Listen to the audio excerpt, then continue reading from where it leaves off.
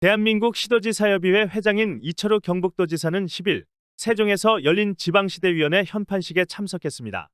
이날 현판식은 지난 5월 25일 국회를 통과한 지방자치분권 및 지역균형 발전에 관한 특별법과 같은 법 시행령의 시행일에 맞춰 자치분권위원회와 국가균형발전위원회를 통합한 지방시대위원회의 첫 출발을 알리는 자리입니다.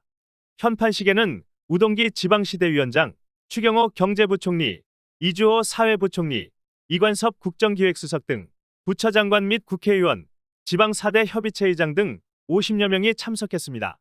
특별법은 당초 지방분권과 균형발전의 추진체계가 분산되어 연계 측면에서 한계를 보임에 따라 지방분권 및 균형발전 관련 계획과 과제 시책을 연계하고 통합적인 추진체계를 만들기 위해 관련법이 마련됐습니다. 이날 이철우 경북도지사는 특별법에 따라 설치 가능한 기회발전 특구에 대해 지방정부와 기업체, 대학 등이 깊은 관심을 갖고 있는 만큼 파격적인 규제 혜택과 세제 혜택을 담은 관련 법들이 조속히 제정 개정돼야 한다. 특히 수도권 기업의 이전뿐만 아니라 지방에 소재한 기업들이 역차별받지 않도록 지방기업의 공장 신증설 등의 투자에 대해서도 혜택을 받을 수 있도록 해야 한다고 촉구했습니다. 지방시대위원회가 공식 출범됨에 따라 위원회는 향후 5년간 지방시대 국정과제와 지역공약을 총괄하는 컨트롤타워로서 지방시대 종합계획을 수립하고 각종 균형발전 시책 및 지방분권 과제를 추진합니다. 특히 국정과제는 대통령실과 국무조정실 등에서 관리하고 있었으나 지역공약은 관리 부재한 상태로 국정과제에 미반영된 지역공약에 대한 구체적인 이행계획 수립 등이 없었습니다. 지역공약은 위원회 출범과 지방시대 종합계획 수립에 따라 2024년부터 부분적으로나마 예산이 반영될 것으로 기대됩니다. 경북도는 교육부의 지방대학 권한 이전으로 전국 최고 오지로 불리는 봉화 영양청송과 도서지역인 울릉에도 대학과 기업이 들어가는 UCT를 추진하고 있습니다. 대한민국이 세계 10대 경제 대국이 됐는데 지금 안고 있는 모든 문제는 지방화가 되지 않아서 그렇습니다. 저출산 문제라든지 양극화 문제라든지 극한 대립이라든지 이런 것들은 지방화가 되면 다 이루어질 수가 있습니다. 지금 대한민국은 산업화 민주화에 성공했는데 그걸로서는 다 해결이 안 됩니다. 그래서 지방화 시대를 열어서 산업화 민주화 이해해서 민주주의 완성이 되는 겁니다. 그래서 지방시대위원회가 지방화 시대를 여는 주역이 돼야 될 것이고 지방정부들도 함께 해야 됩니다. 여기서 지방정부라 하니까 서울하고 수도권은 자꾸 빠지는 걸 이야기하는데 두 가지를 이야기해야 됩니다. 지방분권과 중앙권력을 내놓는 지방분권과 균형 발전을 여는 수도권과 비수도권 문제 이 두 가지를 동시에 해결해야만이 지방화를 이룰 수가 있습니다. 지방시대위원회와 지방시대위원회와 대한민국 시도지사 협의회에서는 지금 중앙권력을 지방으로 내려놓는 법안을 만들고 있습니다. 어떻게 하면은 법령을 다 내려놓을 수 있을까? 그래서 지방시대위원회에서는 KDI 용역을 줬고 대한민국 시도지사 협의회에서는 자체적으로 용역을 줘서 만들고 있습니다. 이 두 가지 안을 10월 달까지 만들어서 대통령과 상의를 해서 법령을 한꺼번에 고치는 그런 대규모 개혁을 해야 된다고 생각합니다. 지금 지난 정부까지 있었던 자치분권위원회와 균형발전위원회가 제대로 역할을 못했습니다. 대한민국은 지방이 갈수록 어려워지고 특히 비수도권은 너무나 소멸지역으로 가는 지역이 많습니다. 그래서 이런 문제를 동시에 해결하기 위해서는 법령을 고치지 않고는 어렵습니다. 특히 중앙공직자들의 자기 중심, 자기 이익권 카르텔에 막혀서 아무것도 못하고 있는 형편입니다. 그래서 법령에 따라서 일을 해야 되기 때문에 법령을 고치는 일에 최선을 다하도록 하겠습니다. 우리나라의 지방자치와 또 국토공간의 불균형 문제를 다루기 위한 두 개의 조직이 있었습니다. 하나가 대통령 직속 자치분권위원회와 또 하나가 균형발전위원회가 있었습니다.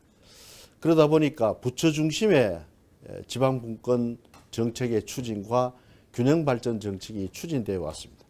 그러다 보니까 정부 전체가 종합적이고 통합적인 정책 추진에 문제가 있어서 윤석열 정부 출범과 함께 지방분권과 균형발전 정책을 범정부적 차원에서 종합적이고 통합적으로 추진하기 위해서 지방시대위원회가 발족하게 되었습니다. 예, 우리나라 그동안에 그 자치분권 계획과 균형발전 계획으로 나뉘어져 있었는데 이것이 통합적으로 운영이 되고 또 앞으로는 지방정부가 수립한 계획을 중앙정부가 받아들이는 상향식 발전 계획입니다. 그리고 우리나라 정부에 중장기 계획이 없는데 이 지방시대 5개년 계획이 윤석열 정부의 중기 계획으로서 자리 잡게 될 것이고 또 윤석열 정부가 출범을 하면서 선언했던 지방 공약 업무가 이 계획에 다 포함이 되겠습니다. 그래 되면은 앞으로 한 5년간 지방시대의 정책들이 종합적이고 체계적으로 추진될 것으로 기대를 하고 있습니다. 아마 9월 말이나 10월 초쯤 이 계획을 발표할 예정입니다. 예, 기회발전특구가 이제 이혼 입법으로 국회에서 법안 심사를 하게 되었습니다만 이것은 그야말로 파격적인 제도입니다. 아마 정부가 내놓을 수 있는 마지막 카드를 다 내놓지 않았느냐. 그동안 법인세와 지방세 중심으로 해오던 세제 지원 정책을 국세까지 포함하는 그런 포괄적인 제도이고 또 민간 자본을 유치를 하게 되면은 민간 자본이 장기간 투자하는 데 뒤따르는 소득세 감면도 포함될 것입니다. 그리고 또 하나 특징은 지금까지 중앙정부가 마련하는 개발계획의 체계는 시행령 중심으로 추진되어 왔는데 기회발전특구는 시행령보다는 조례로서 추진되는 그런 법 체계를 갖추게 될 것입니다. 그래서 시행령에서는 해서는 안 될 그러한 네거티브한 리스트만 넣고 대부분의 시행 권한을 지방에다가 위임해주는 지방의 권한을 대폭 강화하는 계획입니다. 또 하나의 특징은 산업단지를 만들거나 국가산단을 만드는 계획이 아니고 기존에 있던 이러한 산업 생태계가 좀 더 활성화되고 또 많은 기업들이 그곳에서 경제 활동을 할 수 있도록 지원하는 일종의 소프트웨어 정책이기 때문에 각 시도에서 잘 활용을 하면은 정말 지역의 새로운 산업 생태계를 구축하는데 유용한 제도로서 자리매김될 것입니다.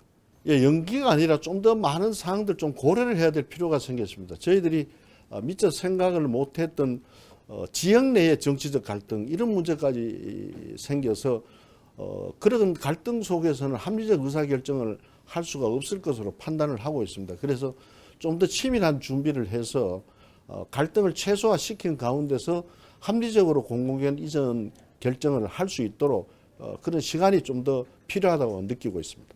그 기존의 특구는 아까 말씀드린 대로 그 지방세 중심의 세제 지원 정책이었는데 이번에 민간 자본을 어떻게 유치하느냐, 그 민간 자본이 장기간 투자를 해줄 때에는 그 펀드에 대해서 소득세를 감면해 주어서 민간 자본이 지역 개발 사업에 적극적으로 참여할 수 있는 그런 기회를 누리고요.